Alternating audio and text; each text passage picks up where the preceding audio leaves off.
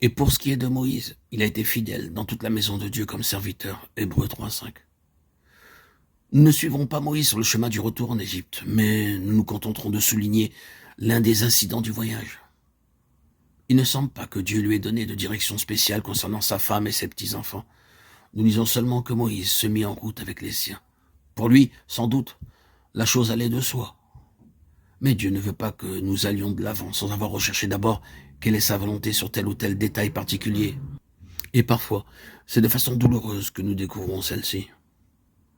Comme d'instinct et avec promptitude, nous suivons notre propre chemin.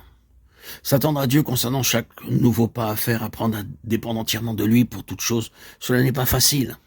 Il est certain que Dieu aurait pu dire à Moïse, s'il avait voulu qu'il en fût ainsi, retourne avec ta famille en Égypte. Il ne le lui dit pas.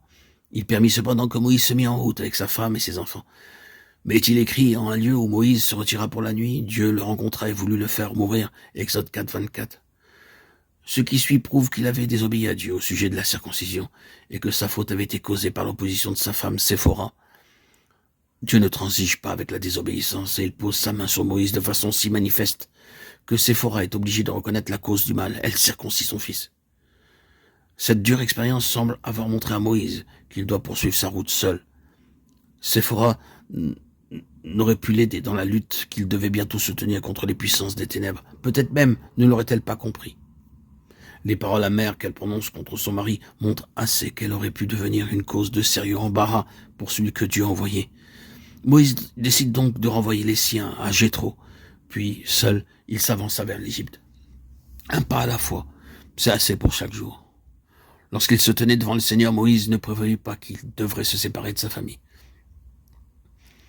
Averti par Dieu, Aaron vint à la rencontre du voyageur. Ensemble, ils se rendirent auprès des anciens d'Israël. Et le peuple crut. Est-il écrit? Dieu rendait témoignage selon sa promesse à celui qui l'envoyait.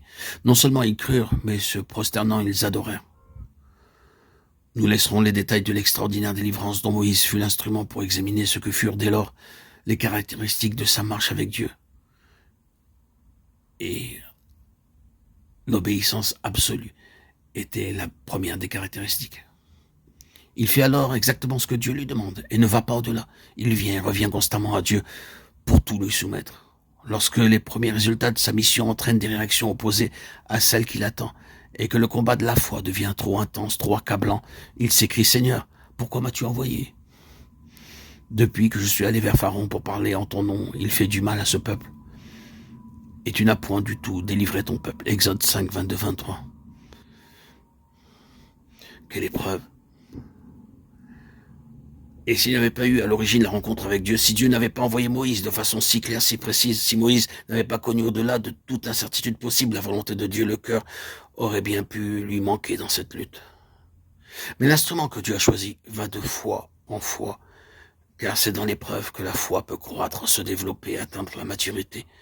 Alors, l'enfant de Dieu croit, malgré toutes les circonstances adverses, et il s'écrie devant les obstacles si infranchissables qu'ils paraissent.